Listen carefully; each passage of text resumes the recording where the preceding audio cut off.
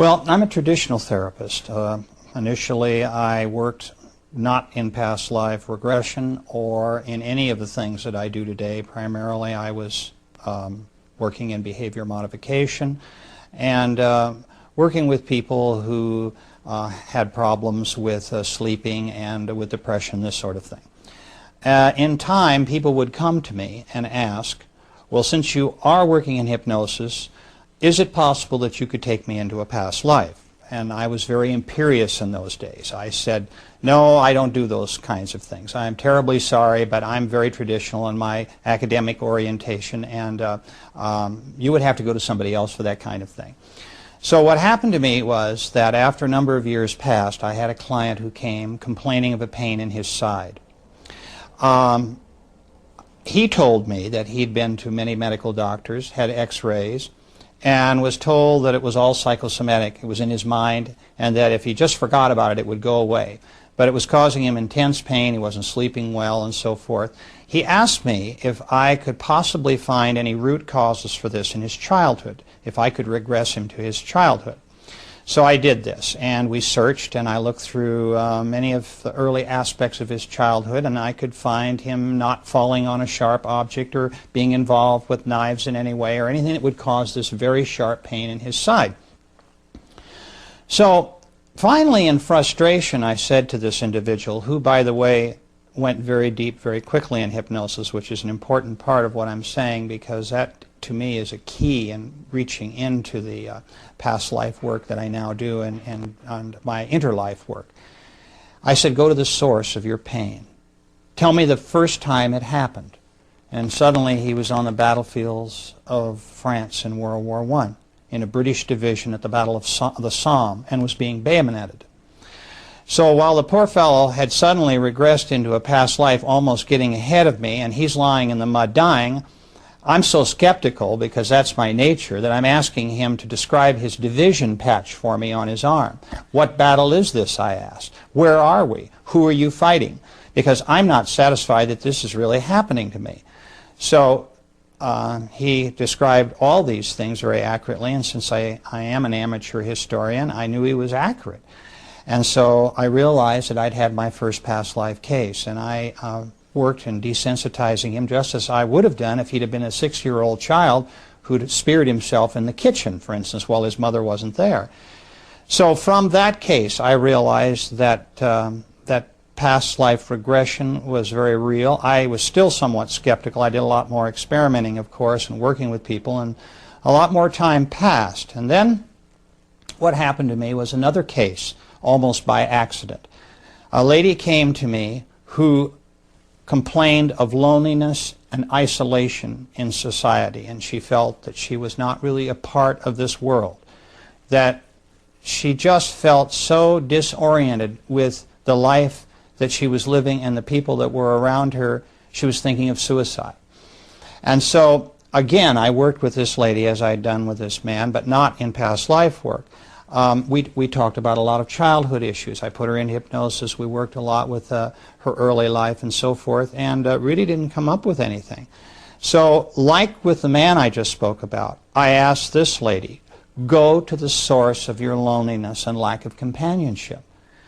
And again, she was very somnambulistic. She went very deep very quickly. She was a very good hypnosis subject. And she said, I see them all right now, my companions, they're here in front of me. And I thought, you know, what are we talking about here? Is this a bridge group? Who are these people? And she's staring at my office wall with a glazed look, and she sort of, her eyes are fluttering, and she's saying to me, no, these are my spiritual soulmates, and there are 8 of them, and she described who they are. And I couldn't believe this. There just chills went up and down my spine, that I had actually, I was talking to someone who was talking about a life between lives. And this is an area of which I had no experience and I'd read no books on. There weren't many books even touching on the subject. So from that case, I began to really research the area between lives. And I soon, as time went on, my practice, I changed it to working basically with people who wanted to know about their immortality. People who now come to me who are interested in finding out who they really are, who their soulmates are, what their spirit group is like, why they are here on earth, and so forth. To me, these are the profound questions in life. And the psychological benefits that come from people knowing these points, these issues in their life, empower them in a way that they had not had before. And so that's essentially how I came to work in the area that I do today.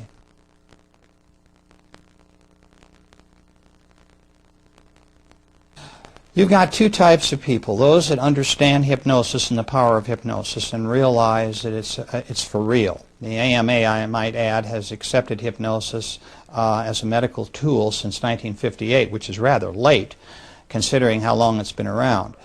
But the point I want to make is that people do not hallucinate in hypnosis. The conscious mind is not unconscious. It's very aware of what is going on around at all times around the subject. It is not as if you were in bed asleep at night in a deep delta state. You are in what we call an alpha or theta state. So your conscious mind is able to work and help with information that we're deriving from your subconscious. And so hypnosis really, in terms of whether you want to believe in hypnosis or not, depends on your willingness to accept self-reports as data. And essentially, it's not like physics where we have formulas. In terms of scientific proof, one could argue that's not possible. All I can tell you is that I was a skeptic at first about the whole process of past life regression and working in the life between lives. And what convinced me that it was real and that my patients were telling me everything that had actually happened to them in the past was their consistency of their reports. It didn't matter whether someone came to me who was deeply religious or an atheist or any philosophical persuasion in between. Once I had them in deep hypnosis, they all told me the same thing about the spirit world and about their life between lives.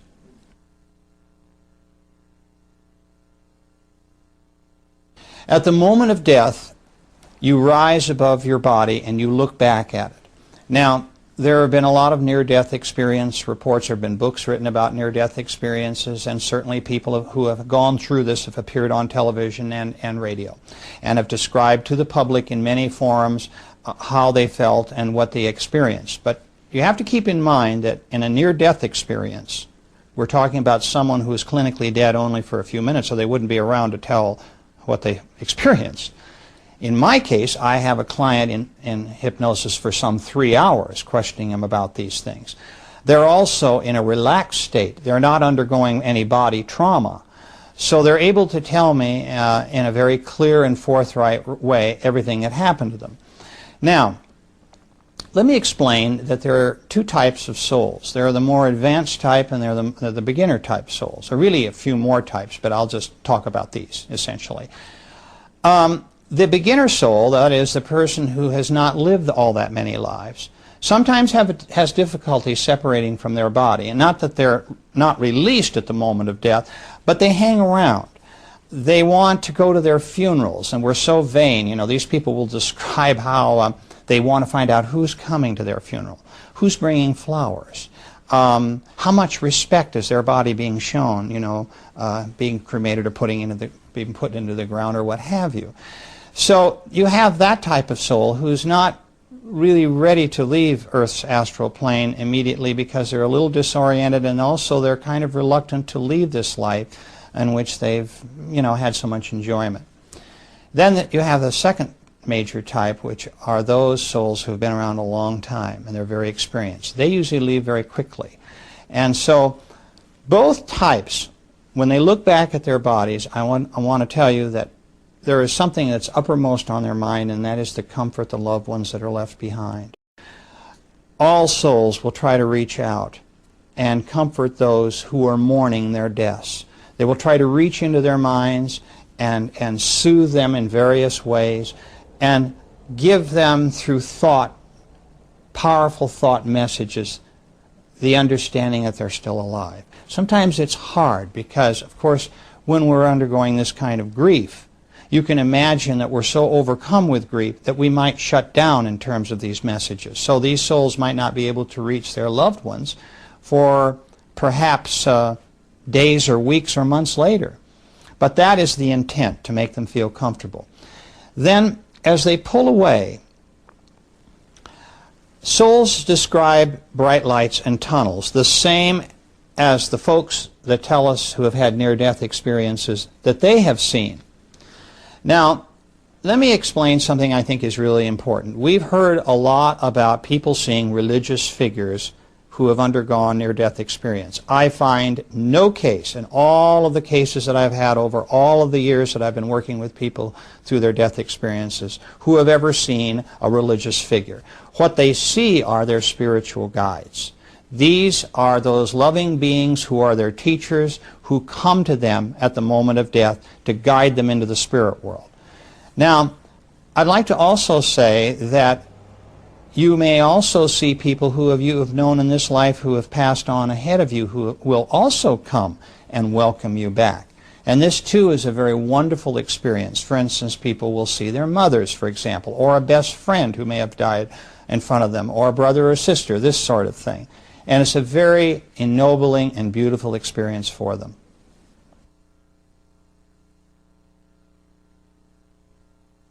When a person who has just died sees their spirit guide or friends and relatives who they've known before, or soulmates, they usually see a projection of a face that is familiar to them.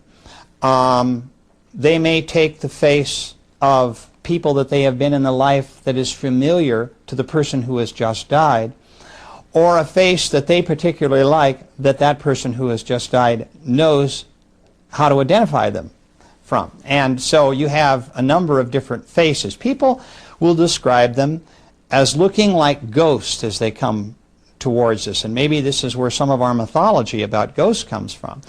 Oftentimes they don't see anything below the waist. Essentially they see a light form coming, misty if you will, a pinpoint of light in the beginning, and then a misty shape, a ghost-like shape, and then when they get close they can make out, you know, features that are projected to them by the being that is coming towards them for recognition.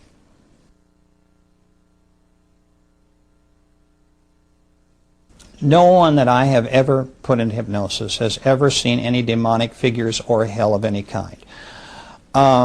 We have heard this from some people who have had near-death experiences, not many, a few. My feeling of that is that those folks who claim that they could hear screaming, demons dragging them before a tribunal of some kind for a judgment and so forth, and all these things that are very religious in overtones in terms of fostering fear, are simply not in the minds of my clients. When someone with a near-death experience says that they thought that's what they experienced, my feeling is that their conscious mind is coming into this in terms of preconditioning. Because remember, these people are not in hypnosis. They've just been hit by a car, or they're on an operating table bleeding to death. There's all sorts of things going on in their physical bodies in the case of trauma. And so what has happened here, in my view, is that their conscious mind is on overload, and all of those fears and anxieties that they have had in their walking around state about life after death is coming back to haunt them. They are not describing what really exists in terms of being taken in front of demons and being punished and so forth. Their bright lights and tunnels are real, but when they start getting into a lot of the things that concern them in terms of their conscious fears, I suspect preconditioning. My clients tell me that the spirit world is a place of love, forgiveness, and kindness. That regardless of what they have done on earth in terms of wrongdoing, if we could use evil and wrongdoing here as perhaps the reasons why someone might be sent into an area that maybe looks like hell, this just doesn't happen according to my clients. They are taken, in fact, to an area of isolation where they are given orientation sessions in terms of what it is that they did and why they did it. There's some energy reshaping going on. I explain in the book, Journey of Souls, about this process. And I just would like to say that these people, generally who have committed evil, will probably, of their own volition, come back as victims in their next lives. They will volunteer for those assignments. So, no, the spirit world is not a place of terror and fear.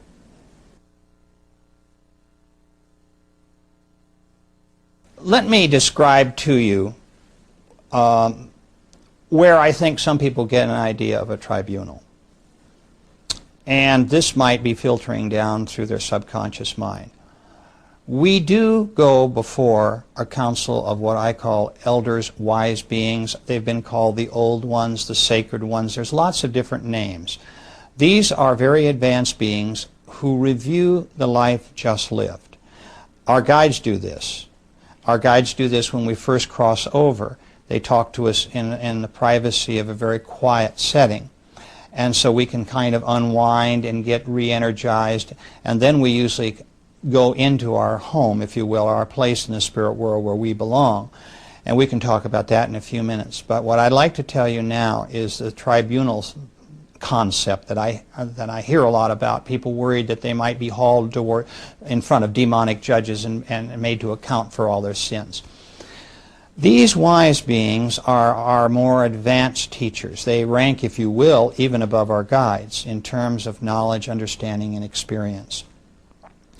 What generally I find happens is that our guides accompany us to a very quiet, serene area where these beings will talk to us. Now, I'd like to point out that I have had clients who have had only 3 of these elders in front of them, and some as many as 10 or 12. It really depends on the individual, what spirit group they're located in terms of how advanced they are and so forth. These beings will question them in a very gentle way about how you, as the person who has just died, conducted your last life, and how you feel about how well you did, or where you had failings and where there were shortcomings, and they would also like to talk to you about your successes. So it's a very gentle process, and it's one that everyone experiences between lives, after every life. And sometimes people will go before them again before their next life in order to review the life to come.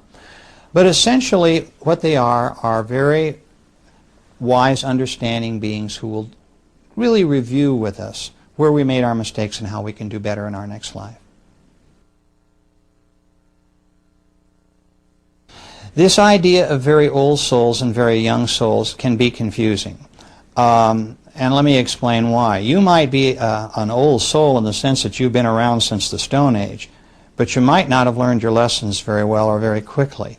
So you might be maybe going from a beginner to an intermediate as opposed to a more advanced soul, simply because you need more time and more lives to do the work that you need to do. I've had other people who have had souls that have progressed very rapidly. I had one lady who in 4,000 years of incarnations on Earth, which is not a long time, moved from the beginner level up to almost intermediate, which is very, very fast. So the reason that I can tell this is by the auras they project in the spirit world, and usually these colors have really no relation to the auras that people who have that ability on Earth can see around us. And from the colors of their energy, I can determine the advancement of the soul. This took a long, long time to discover this and all the other things that we're talking about today. I had to piece together this puzzle. It did not all come to me in a rush with that lady I spoke about earlier, who was my first case in Life Between Lives. I had to work very hard because people don't volunteer information. In order to get the information that I have written about, it took many, many years. And I'd just like to say, too, that I tried to keep my work unbiased. And when I talk to you about people like guides and the council and so forth, I ask people, what do you see? Not, do you see so-and-so? So that regardless of how many cases have gone before the client I'm working with now, the material seems fresh to them. I ask open-ended questions so that they will come to me with the answers that they're going to frame in their own minds. And one of them is, as I said, that's a very important one, is what we've just talked about, is their counsel, because they really do want to talk to me about these beings and what they mean to them.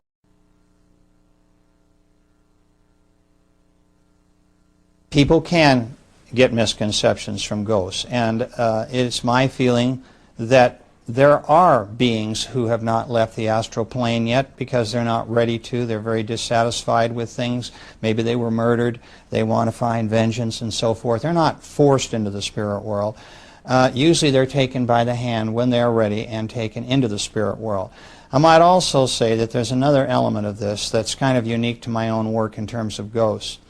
I believe in the duality of souls. Souls have the ability to live parallel lives, to divide their energy. A part of their energy always stays behind in the spirit world. So you could have a ghost with an energy particle who is still on Earth but have the same holographic image, if you will, of that soul's ego in the spirit world at the same time. So we never stop learning, and we never actually are totally disconnected from the spirit world.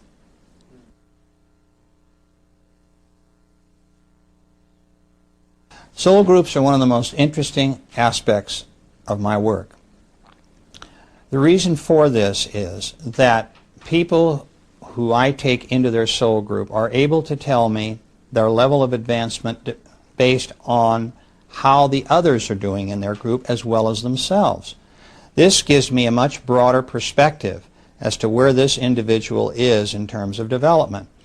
There are in every soul group a variety of personalities. You have courageous souls, you have meek souls, you have passive souls, you have souls who are very unselfish, those that are a bit more self-centered. You have souls that are quiet and contemplative, and those that are jokesters. So from that information, I'm able to determine psychologically a lot about the type of group that my client comes from and what I might be able to do to help them in terms of their life lessons and purpose. But it's fascinating too from another standpoint, because we don't all progress in the same, at the same speed, in the same way, in the same areas. I like to point out that I had one man that took him between 4,000 and 5,000 years to conquer jealousy. He is not a jealous person in this life. He is intolerant as hell, and that's what he's working on now, but he's not jealous. And so that was his particular difficult hurdle to get over. And yet there are people in his soul group that were always very tolerant, and they have tried to help him between lives. So this is what I mean about rates of progression. And yet I find that the whole soul group pretty generally belongs in a certain niche as far as development, and they're all going to kind of move forward together. Some a little faster than others, others will be a little slower, but essentially they're all at about the same level. Essentially, in the beginning of our many, many existences, it's about learning lessons. It's about improving, understanding where we are in terms of our development and where we need to go. And the reason that that's such an important question is that many, many people that I work with incarnate on other worlds and are in other dimensions besides Earth. Earth has a particular difficulty in that we have amnesia. Our human minds set up an amnesic block when we come into this world so that we, in fact, don't have any knowledge that we can recall readily about the spirit world or our spirit guides. Interestingly enough, it's not so true with young children. You see a little boy or girl playing in a sandbox, 1 year old, 2 years old, and they're having these imaginary playmates which may not be so imaginary. But by the time they're in the first grade in school, we've pretty much knocked all that out of them, and so, you know, that amnesic block is pretty much set, and so they don't remember themselves as spirits, and they don't remember their friends in the spirit world as spirits. But what's interesting is that it is a planet, Earth is, of self-discovery. The idea is that by not knowing the answers to the test questions before you come in, you solve these problems yourself in your own way, in your own time, and in your own environment, and in your own body. Not to say that we don't have genetic problems. There are those who select bodies who do have problems with aggressive behavior. Maybe they have a chemical imbalance that causes other behavioral problems that they need to overcome in order to achieve the lessons for which they came through to accomplish on Earth. And I'd like to point out that it's by design. Everyone in every body has selected that body. They knew in advance what the body was going to be like to a certain extent, and they chose that body with the help of their guides in order to achieve certain lessons. But these same folks can also incarnate on other planets where there is no amnesia. They can be flying creatures. They could be undersea creatures who are very intelligent.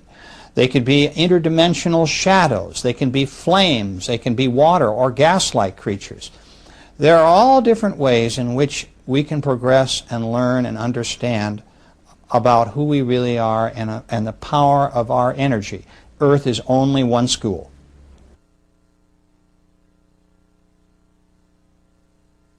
For me, it's difficult to say the word God because, to be quite frank with you, I came into this as an atheist. I did not believe in God. I did not believe that there was anything after life but ultimate oblivion. And my clients kind of brought me to this kicking and screaming, brought me to the party. And it was only after years of work with them and the consistency of the reports and knowing what I do about hypnosis and doing the work and research myself that has finally brought me to the point today where I can say that I believe in a power greater than myself, a source for all life and all intelligence. So the concept of all this incarnation is to arrive at that state of perfection where we can rejoin, if you will, that source from whence we came.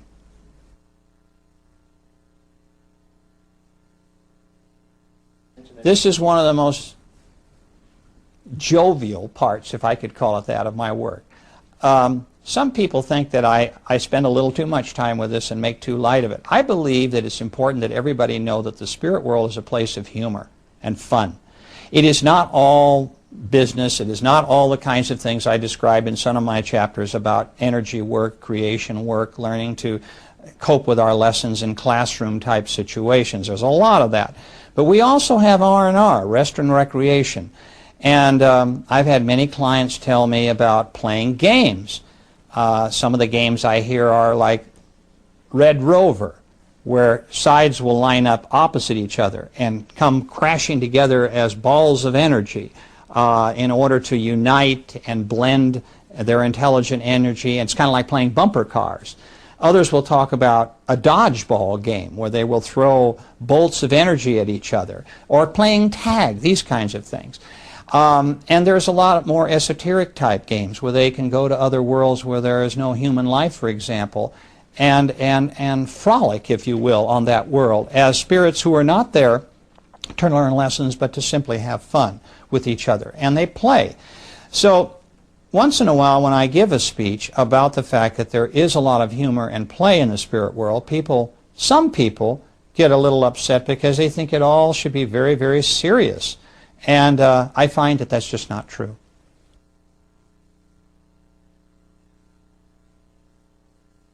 What is interesting about talking to people who have incarnated on other worlds is that there is a similarity here.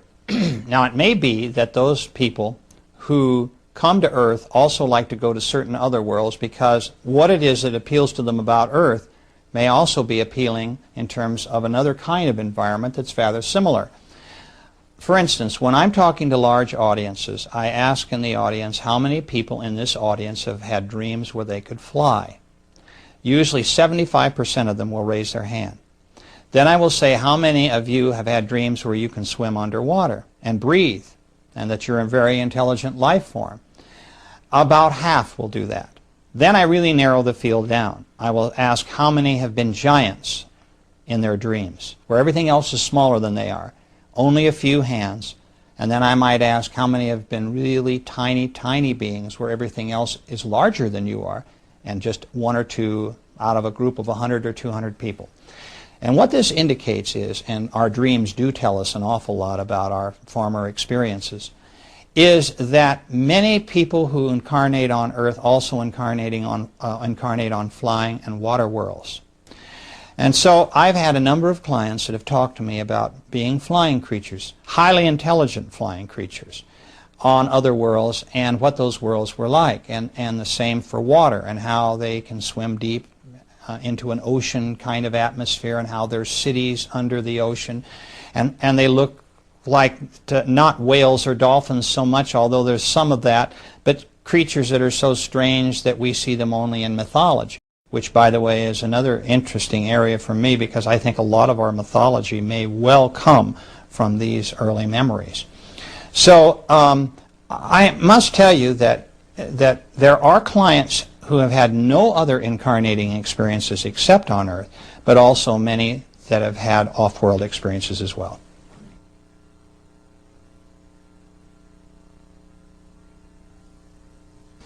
When we dream, generally, my way of describing dreams is generally in three categories. We can cleanse our minds at the end of every day. It's kind of a cleaning house where we vent a lot of the things that have gone on, and a lot of it is kind of like everything's short-circuited up there. We've all had dreams which seem like just utter nonsense if we wake up in the morning and wonder what they were all about, or if we wake up in the middle of the night and they've just happened and we don't make any sense of them. We also have those dreams which are problem-solving dreams. We go to bed with a specific problem, and somehow in the morning we wake up and our answer is beginning to formulate. So that's a very cortexual type of dream where we're really analyzing a problem, and our sleep state is helping us resolve that. Then we have what I call spiritual dreams. The dreams that I've just described in terms of flying dreams or water dreams, where in fact we are creatures that we don't understand in a conscious state, but we're reliving earlier experiences. I might also mention that the problem-solving and the spiritual dreams can overlap. We may receive help from a guide in the middle of the night to some major problem that we just can't seem to solve during the day, and our minds are not open to receiving information from our guides. Maybe we're not people who meditate. So the only way they really have of reaching us is when we're in a subconscious state at night. And so dreams can take many different forms.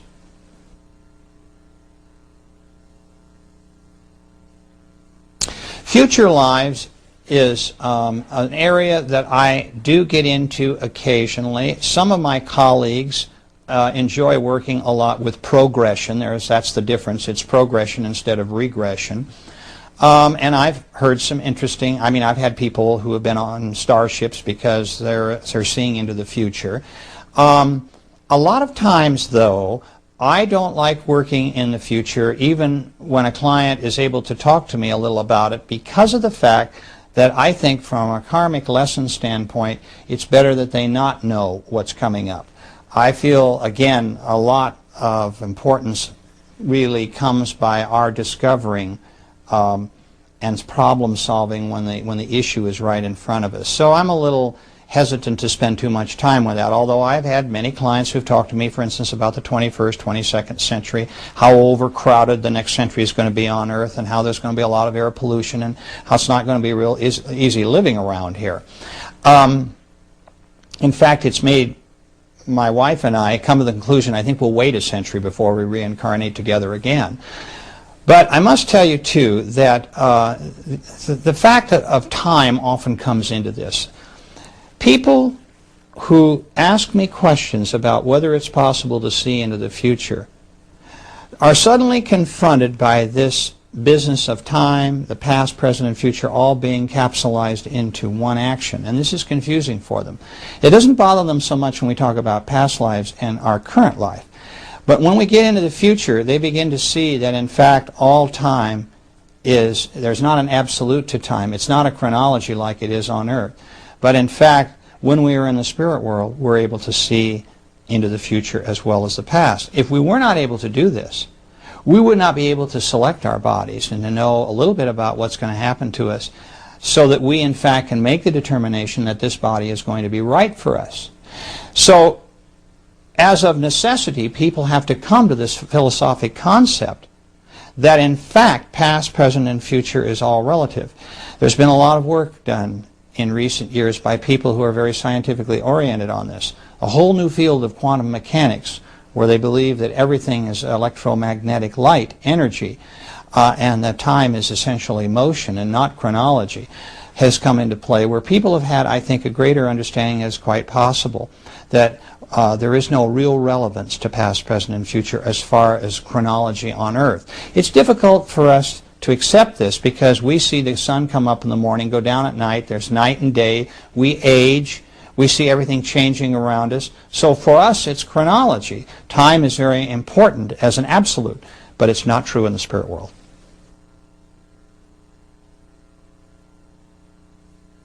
When they decide, and their guides are also involved in this decision, that it's time to come forward and be reincarnated again, they go to a place where they can study the bodies that they're going to be given as choices. Now, I find this varies between clients. Some clients are given 2 or 3 choices. Other clients are given basically 1 choice. But I have almost never found a client who has said, I don't like that choice. Their guides and masters know too much about them, too much about what needs to be done to make mistakes in this area. So I find most people are very joyful when they see the bodies that they're going to inhabit in their next life. They look almost as if they go into a television studio or a movie theater and see in stop action certain aspects of the life to come, to see whether their soul will fit into the personality of the body that they're going to inhabit, and see how that will work in terms of their coming forward. Now, I'd like to say that it's an extremely important part of my work to understand how the soul mind of my client is interfacing with their earthly mind in the ego of the body, the brain in which they're now incarnating as a person in this particular life. Because, as I mentioned before, we have different soul egos that combine with different bodies. And it's true that in the womb, when we're analyzing what this mind is like and how we might combine with it, there is a duality. Once we are born, that fusion has taken place. It is not as if the soul is an alien form. That baby recognizes this intelligent life and welcomes it. After all, if we were to take the soul out of, say, a human body, we would probably have raw emotions. There would be a survival instinct. We'd have aggression. We'd have passivity. All those things which are influential to a soul. But emotions are very peculiar to a body. A soul has to learn how to cope with that. So the soul brings to the body intuition, imagination, a concept of morality, these sorts of things. So this is very important when a soul is looking at that new body and deciding whether this body is going to really be right for them. So what happens after this viewing period is over, souls go back and say goodbye to their soul mates and their soul groups and their guides, and then they are brought forward into that new body in the womb of their mothers.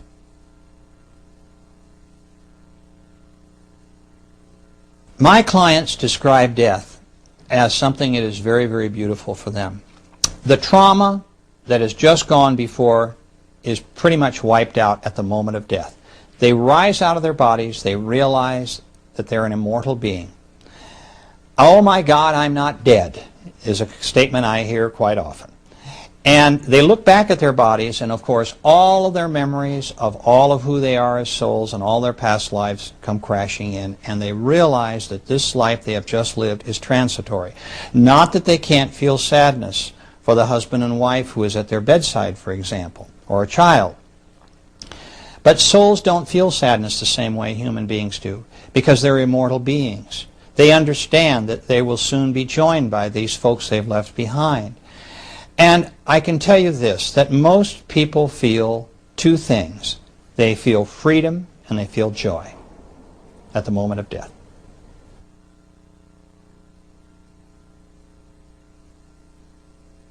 The disturbed souls are those that may have been murdered, for example, or may have lived very, very traumatic lives.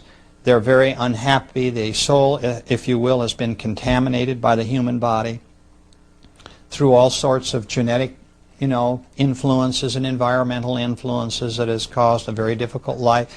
Maybe also it's a young soul that has had a hard time coping with the particular difficulties of that mind, where a more advanced soul could get through it. There's all sorts of reasons for souls being disturbed in their bodies, and that's one of the primary ones.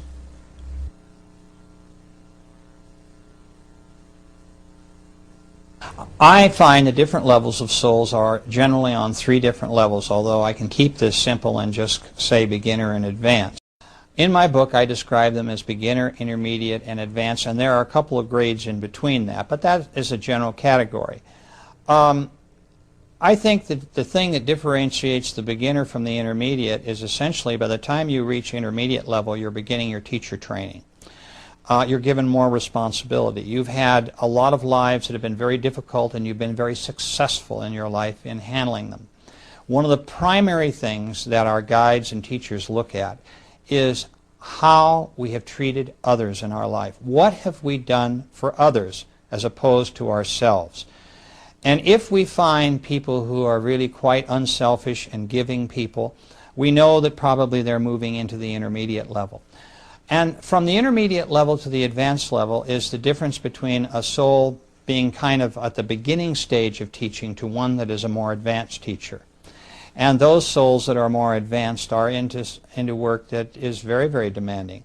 Many of them will have a number of people with whom they are teaching who are on Earth and on other planets. And it is also their responsibility in the spirit world to, if you will, run spirit groups as teachers, and to conduct lessons, and to work with individual souls on their own problems. So there's quite a difference between a beginner and an advanced soul.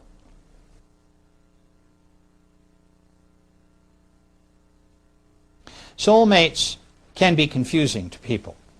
Of course, in the spirit world, I find, and I think I've explained this, that in a soul group we have many soulmates. Our soul groups may be made up of 4 or 5 different people, or 25 or 30, depending on how quickly we're moving through into the more advanced stages. It could be argued that if your husband or wife is your soulmate, but it could also be argued that your best friend in high school is your soulmate, or your business partner, or whatever. And it may well be true that they are all soulmates and all come from your spirit group.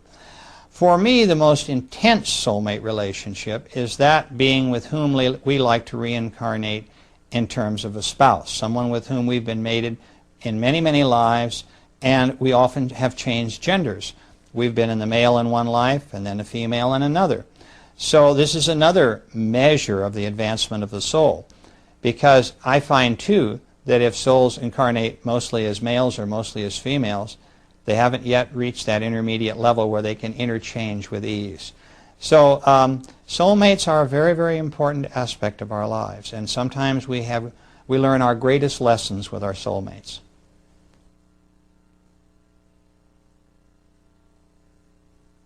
Well, orientation is that aspect of going into the spirit world where you review your last life.